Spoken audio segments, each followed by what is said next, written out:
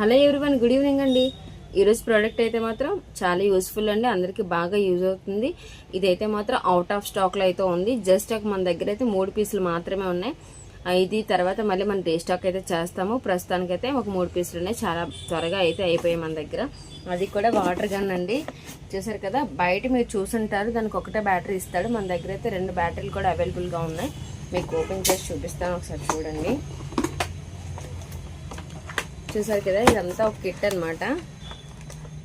2 batteries వస్తాయి. మనం దీంతో ఈజీగా కార్ ఆర్ బైక్ ఏదైనా క్లీన్ చేసుకోవచ్చు.